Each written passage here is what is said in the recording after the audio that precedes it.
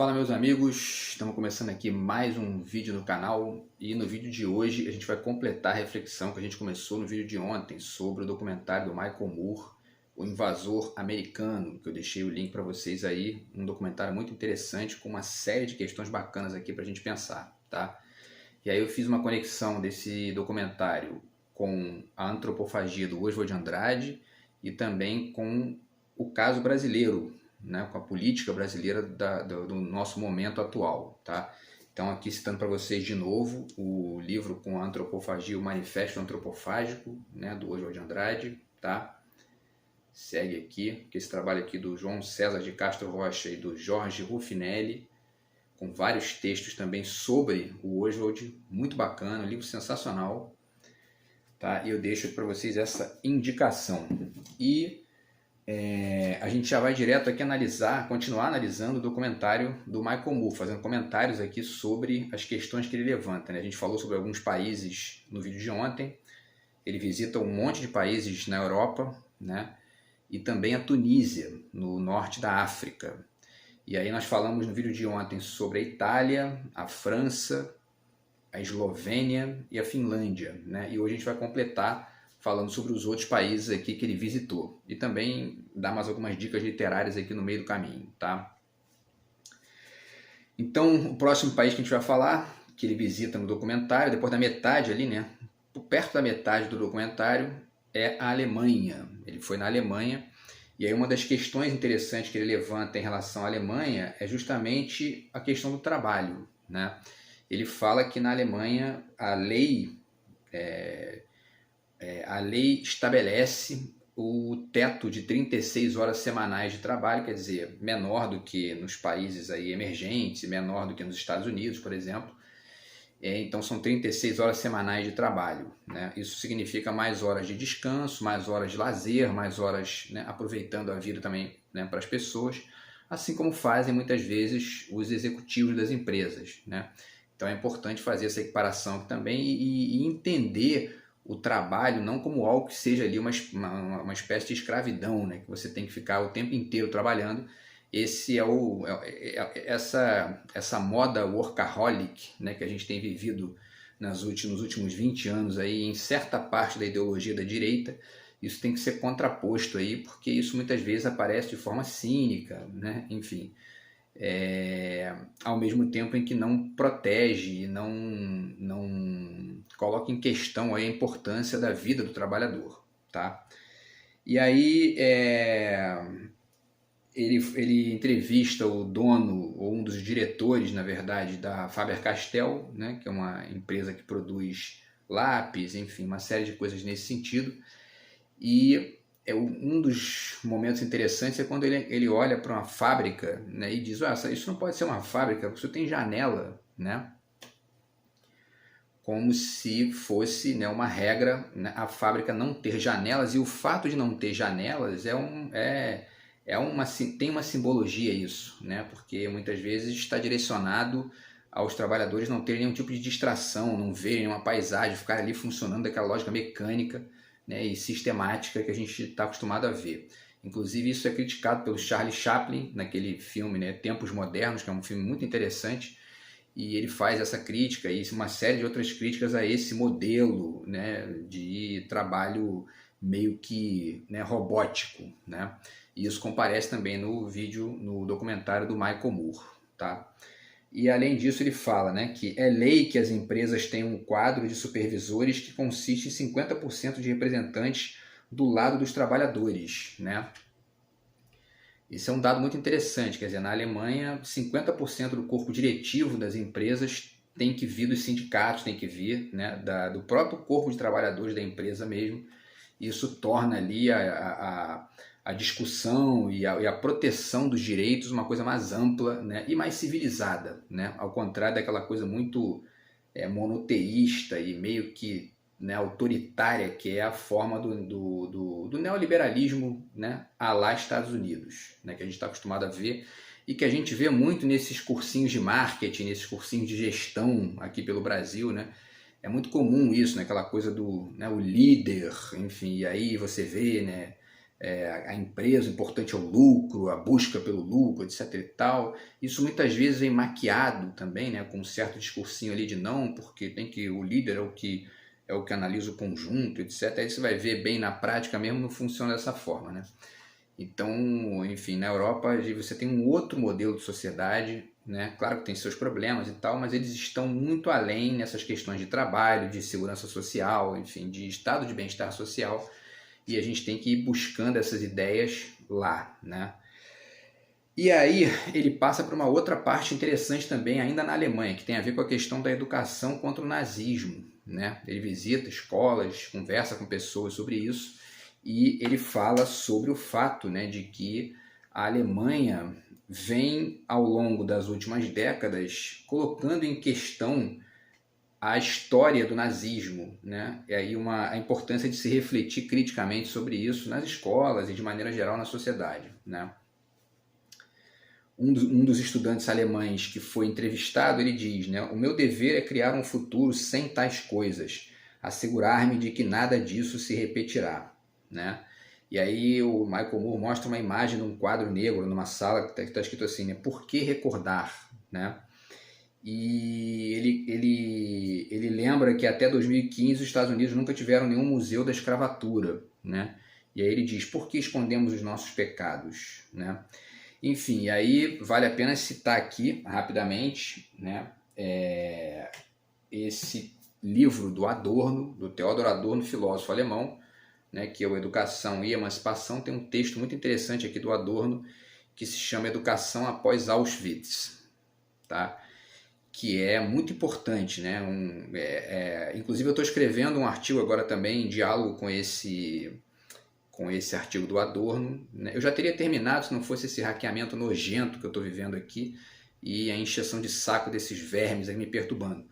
Mas o fato é que o meu objetivo é fazer, o nome do artigo que eu estou escrevendo é Educação após Bolsonaro, né? Que tem a ver justamente com a importância da gente repensar e de refletir de maneira ampla, né, o que aconteceu nesses últimos 4 anos no Brasil, na verdade nos últimos 6 anos, né, desde que o golpe contra Dilma se configurou e depois, né, que acabou com esse sujeito deplorável que é o Bolsonaro, nesse incompetente completo que é o Bolsonaro.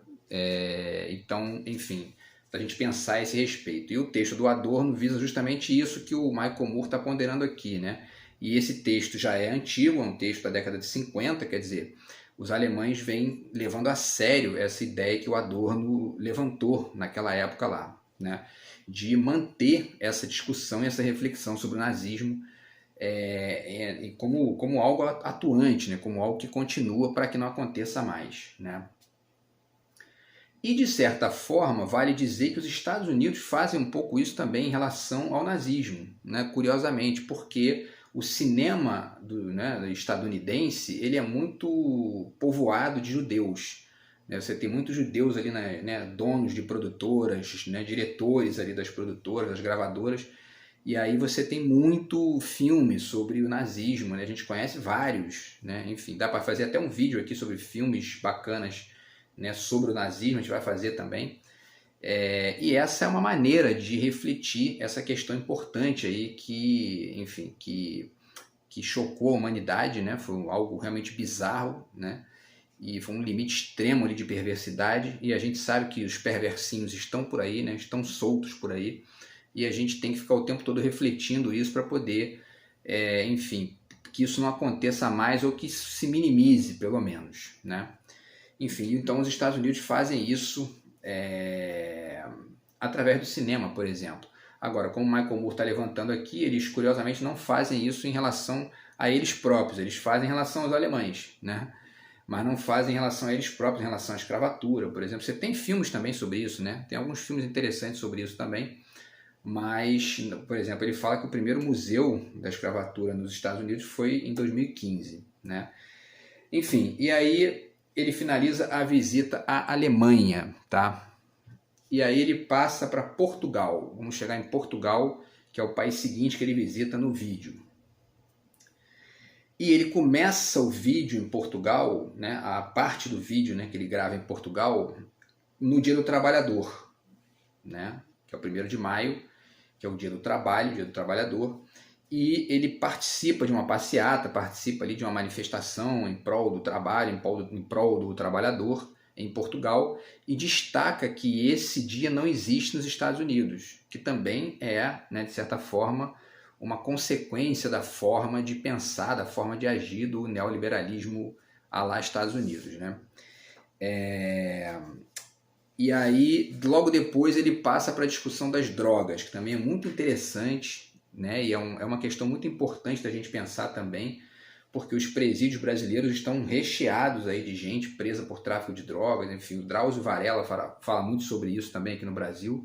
É uma discussão muito levantada pelo Drauzio aqui e vale a pena falar sobre isso, porque o caso português é muito interessante. Ele diz respeito a uma tendência que a gente tem visto no mundo, né, nas últimas décadas, de países adotando uma certa legalização e uma liberação mesmo do uso de drogas pela população, né? Essa é uma postura mais liberal, né, e que é interessante porque joga ali com a liberdade individual, e isso, enfim, os entrevistados do documentário do Michael Moore verbalizam isso de maneira bem efetiva. Ele entrevista, né? Ele visita a Comissão para a Dissuasão da Toxicodependência, um órgão oficial de combate às drogas, né? Quer dizer, de combate não é nem o uso, a expressão talvez não seja nem essa, não é nem um combate às drogas, é uma dissuasão mesmo, né, da toxicodependência. Mas ninguém é preso mais em Portugal por uso de drogas, né? Ele entrevista o ministro da Saúde do país, um cara chamado Nuno Capaz, na época, né, 2015, não dá para saber se ele está lá hoje ainda, pelo menos aqui, né? A gente pode fazer uma pesquisa, mas o fato é que ele entrevista o Nuno Capaz, que é esse ministro da Saúde de Portugal, e o Nuno Capaz dá vários dados interessantes para ele, dentre eles esse, né, de que há 15 anos que ninguém era preso mais em Portugal, né? Ou seja, desde o ano 2000, né? Em 2000, né? Isso, desde o ano 2000, que ninguém mais era preso em Portugal por uso de drogas, né? E aí ele pergunta para o Nuno Capaz, né? O Michael Moore pergunta para ele, brincando, você usa drogas? Aí ele fala, uso.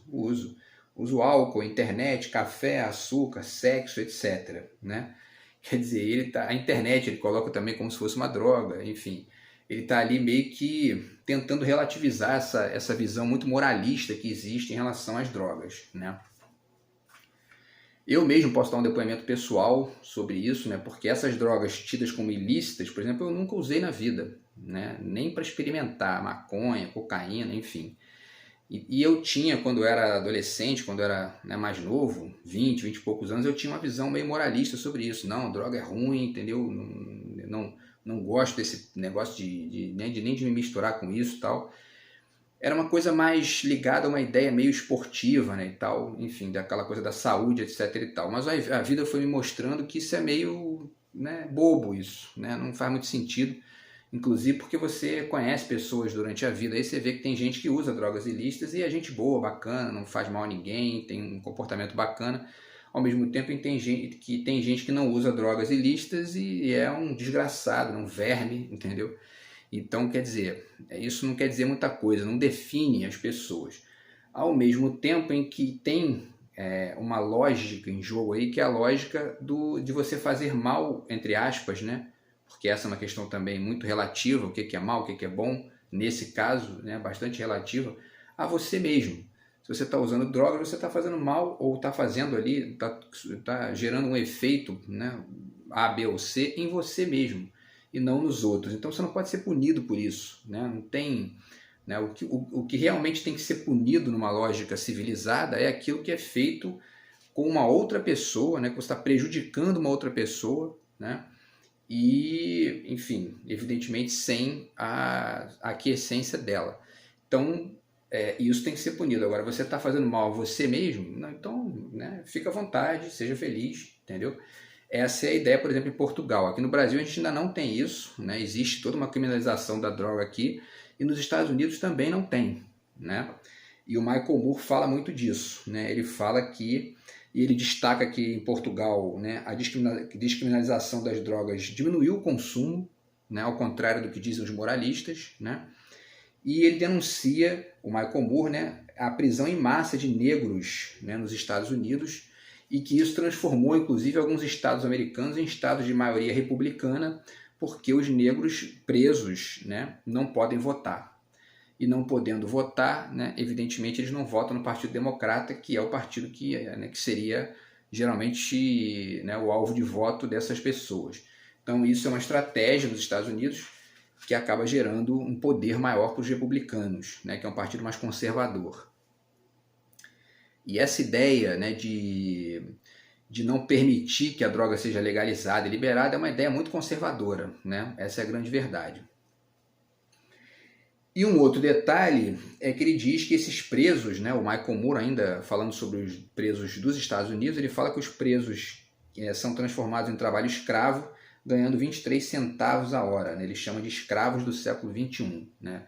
Ou seja, empresas nos Estados Unidos utilizam o trabalho dos presos, né, e pagam ali 23 centavos a hora para essas pessoas, enfim, trabalharem, né, de maneira ali intermitente, quer dizer, enfim, e a maioria dessas pessoas presa por tráfico de drogas, quer dizer, uma coisa que, né, você vai ver quem usa a mesma droga, a maioria dos casos são os riquinhos e tal que não vão presos. Então, quer dizer, uma lógica bizarra, né? Totalmente mal feita, um negócio mal planejado, na verdade gerido por uma lógica moralista, covarde ali, né? E, enfim, e a gente nem critica tanto a questão do trabalho, salvo, né, salvo exceções, né? A questão do trabalho poderia até ser articulada ali com o negócio, mas o dinheiro tinha que ir todo para a pessoa, evidentemente, né? Bota numa poupança lá para a pessoa, para quando sair dali ela pegar, né? Enfim, e não uma empresa ganhando muito dinheiro em cima do trabalho dos outros, né, pagando ali para a pessoa, né, uma merreca, um valor ínfimo, porque a pessoa está presa por tráfico de droga, quer dizer, né, é um negócio assim, é realmente um absurdo isso, né, e o Michael Moore denuncia isso, isso é o capitalismo selvagem, né, que a gente está o tempo todo combatendo aí desde sempre, né. Enfim, e aí ele entrevista os policiais portugueses e eles destacam, para finalizar ali a visita a Portugal, eles destacam a diferença entre a dignidade humana e a pena de morte, né? Eles se colocam radicalmente contra a pena de morte e a favor da dignidade humana, tá? E aí o Michael Moore sai dali e vai para a Noruega, tá? Vamos partir para a Noruega agora, e na Noruega ele fala sobre o sistema prisional, né? E aí ele fala que uma das coisas mais importantes que ele destaca é a diferença entre uma lógica de reabilitação, que é a lógica que rege o sistema prisional na Noruega, e uma lógica de vingança, que é a que rege, por exemplo, o modelo dos Estados Unidos e, em grande medida, o modelo no Brasil também, onde os presídios são, né, uma catástrofe. O próprio Drauzio Varela, que a gente citou aqui no início, já denunciou isso no Estação Carandiru, né?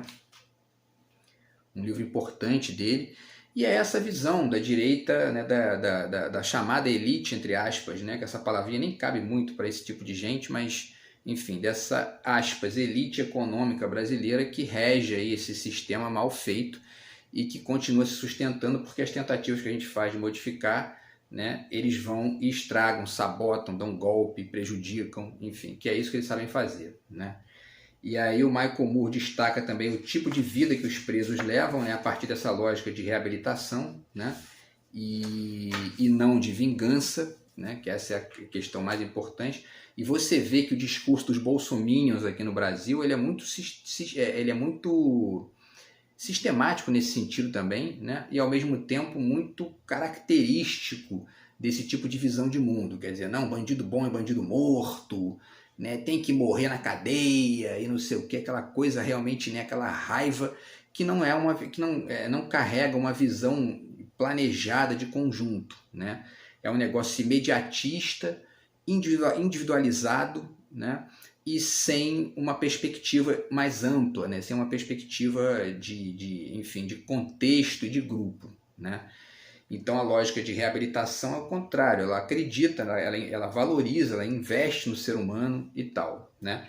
E aí o Michael Moore dá um dado muito interessante aqui, né? Ele diz que nos Estados Unidos, onde há esse tipo de lógica de vingança, a reincidência de crimes é uma das maiores do mundo.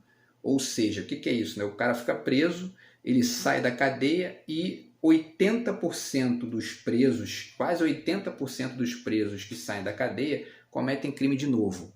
Ou seja, né, essa lógica de vingança não ressocializa a pessoa, não serve como uma lógica de pedagogia para poder transformar a pessoa numa pessoa melhor. Isso acaba gerando um bandido sistemático, né? E uma lógica social pobre, né, nesse sentido. Ao contrário, a Noruega, que tem esse sistema prisional bacana lá que ele está, né, mostrando no documentário, tem uma das taxas de reincidência mais baixas do mundo, 20%. E o Michael Moore visita 2 tipos de presídio, né? Ele visita um presídio modelo, né? Um presídio ali para presos que estão ganhando, né? um prêmio ali por bom comportamento, mas visita também um presídio de segurança máxima. E ao mesmo tempo ele encontra também uma lógica radicalmente diferente. Os presos têm a chave do seu quarto, né? Cada um tem o seu banheiro, para não gerar aquelas cenas covardes que a gente vê muitas vezes nos filmes. E ao mesmo tempo eles têm uma lógica de reinserção social a partir de cursos, né? Cursos de arte, cursos de filosofia, né? Eles dão esse depoimento e uma série de outras coisas que estão envolvidas nesse processo. E uma das diretoras do presídio diz que a biblioteca é o lugar mais frequentado do presídio ali na Noruega, tá? Então, enfim, e aí inclusive os presos podem votar também, tanto em Portugal quanto na Noruega, né? Então isso também é uma diferença, isso mantém ali uma conexão social com a pessoa que é muito importante para a pessoa se sentir parte do contexto, né? E se ressocializar, tentar melhorar, porque isso pode, e de fato o exemplo desses lugares europeus mostra que realmente isso é possível, né? E aí ele finaliza a parte da Noruega entrevistando o Trond Blatman, né, que é um sujeito que perdeu o filho, assassinado por um serial killer lá, um sujeito que, né, foi para uma ilha, saiu, um nazista na verdade, né, saiu matando um monte de gente lá. E essa entrevista é muito marcante, assim, porque o cara diz, né, não, enfim, o cara é contra a pena de morte, apesar do sujeito ter matado o filho dele, né? E ele diz, não, eu acho que esse cara tem que ser julgado como todo mundo aqui, né? Porque ele tem que pagar exatamente como a sociedade manda aqui e tudo mais. Então, quer dizer, é uma lógica bastante ali, né? É difícil a gente, né, comentar isso, porque vai saber, né? Cada um tem uma reação nesses casos, né? Mas, enfim, fato é que é um exemplo isso de civilidade, porque você realmente lidar com um bandido dessa linha, de matar ali um monte de gente e tal, crianças, adolescentes, e ele ter essa visão ali, né, mais ponderada, é realmente um exemplo, né? E ao mesmo tempo chama atenção para a diferença cultural, né, desses países e, enfim, é uma diferença que também é política, que se configura ali no sistema prisional do país, e nessa lógica que é uma lógica de reabilitação e não de vingança. Então acho que é isso que o Michael Moore trabalha muito nesses 2 exemplos, na verdade, o exemplo de Portugal e o exemplo da Noruega, tá? E aí ele visita, para finalizar rapidamente, ele visita a Tunísia, né? E ele fala sobre a questão do aborto, que o aborto é legalizado na Tunísia desde 1973, né? O que é muito surpreendente, porque é um país muçulmano, né? E a gente deixa para vocês aqui essa dica aqui desse livro do Carl Sagan, tá? Em relação a essa questão do aborto, né? Esse livro Bilhões e Bilhões do Carl Sagan, tá? Um dos últimos livros que o Carl Sagan escreveu antes de falecer, né? Reflexões sobre vida e morte na virada do milênio, tá? E aqui tem um capítulo 15, aqui fala sobre o aborto, e é uma reflexão muito interessante do Carl Sagan sobre isso, tá? Que aparece também refletido no documentário do Michael Moore, tá? E aí ele fala sobre direitos das mulheres também na Tunísia, né? E não, eu estou aqui, sim, está aqui o papel. E aí ele entrevista uma jornalista também, né? E ela fala sobre as diferenças culturais e, enfim, né, ela diz, né, pô, né, os Estados Unidos têm muito poder e tal, mas eles acabam esquecendo que eles têm que conhecer mais outras culturas, né? E o próprio Carl Sagan também fala disso naquele outro livro dele, né, O Mundo Assombrado pelos Demônios, como os americanos médios têm um conhecimento geográfico e político muito pequeno em relação ao restante do mundo, né? quanto eles são muito centrados ali na própria política, na própria cultura, e ficam meio que analfabetos de mundo, vamos dizer assim, né? E aí ela finaliza falando sobre isso, né, sobre a internet também, a importância dessa jornalista que ele entrevista, né? E o Michael Moore parte então para a última visita dele, né, do documentário, que é a Islândia, que é um país, né, um país no norte da Europa, é um país frio, né, cuja capital é Reykjavik, né, um país que inclusive participou da Copa do Mundo, né, da 2 Copas com aquela torcida, né, com uma coreografia bem interessante lá, enfim, é um país bem diferente, e ele visita a Islândia. E aí ele finaliza falando novamente sobre os direitos das mulheres, né, e ele também cita um caso muito importante, que foi o caso da quebra da economia mundial com a crise de 2008 dos Estados Unidos. Tá? Então ele fala que 85% da economia islandesa foi ao colapso com a crise de 2008, mas houve uma diferença lá. A diferença é que os banqueiros foram presos. Os banqueiros foram presos na Islândia, ao contrário dos Estados Unidos, que não prendeu ninguém, né? E que isso serviu de exemplo na Islândia, na verdade, que a coisa começou a modificar e o país voltou a crescer, voltou a melhorar, o sistema bancário passou a funcionar melhor, a partir dessa lógica de controle do mercado, né, que não existe nos Estados Unidos, né? A gente já sabe, inclusive, pelo filme A Grande Aposta, que já estão sendo vendidos de novo esses mecanismos de subprime nos Estados Unidos, depois da quebra dos bancos, enfim, e do presentinho do Obama lá do dinheiro estatal para poder salvar, né, a maracutaia daquela gente toda. Tá? E aí ele finaliza falando também sobre a questão da educação e da saúde, que são gratuitos para todos, né? Ele entrevista, inclusive, 3 mulheres que são presidentes de empresas lá, e elas citam isso, fazem comparações com a cultura americana, dizem que não queriam morar nos Estados Unidos, que os Estados Unidos tinham que aprender a enxergar melhor, né, o seu próprio povo e cuidar das pessoas no sentido mesmo mais amplo, de uma saúde gratuita, de uma educação gratuita e de qualidade para todo mundo. Tá? E ele finaliza falando sobre isso, né, sobre essas questões no documentário. E aí ele vai, né, ele termina voltando para a Alemanha, né, e aí ele, voltando as imagens, né, para a Alemanha, ele está no Muro de Berlim, e ele comenta algumas coisas lá e fala, né, ele está com um amigo lá, e ele diz: comecei a lamentar que o sonho americano parecia estar vivo em todo lado, exceto nos Estados Unidos. Foi uma conclusão que ele chegou depois de visitar todos os países da Europa e perceber, né, que eles estão cheios de garantias, de direitos ali, enquanto que os Estados Unidos têm muito pouco isso. Né? E aí, ao mesmo tempo, ele diz, né, que essas ideias já estavam nos Estados Unidos muito antes, né, até de chegar algumas delas nos países europeus. Os Estados Unidos é que abandonaram essas ideias, então ele até usa uma expressão interessante que ele fala que basta pesquisar nos achados e perdidos nos Estados Unidos que eles vão achar essas ideias lá. Tá? Então é isso, pessoal. O documentário é muito interessante, tá? E eu chamo a atenção aqui para finalizar na importância de uma figura como Michael Moore, né? Na verdade, existem 2 figuras que eu admiro muito nos Estados Unidos, que são justamente o Michael Moore e o Noam Chomsky. Tá aqui um livro do Chomsky também, uma dica para vocês aqui, né? Propaganda e Consciência Popular.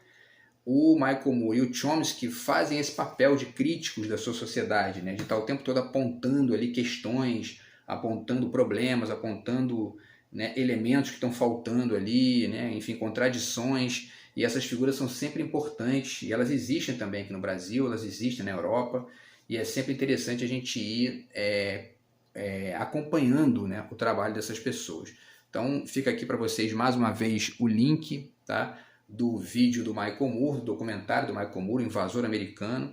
Segue essa dica aí. E também a gente finaliza deixando mais uma vez a dica aqui do livro do Ciro Gomes, tá? O Projeto Nacional, O Dever da Esperança, que é um livro muito interessante que também trabalha nessa linha de fazer uma antropofagia cultural e política das grandes experiências aí da Europa, e no caso aqui do livro do Ciro, do Sudeste Asiático também.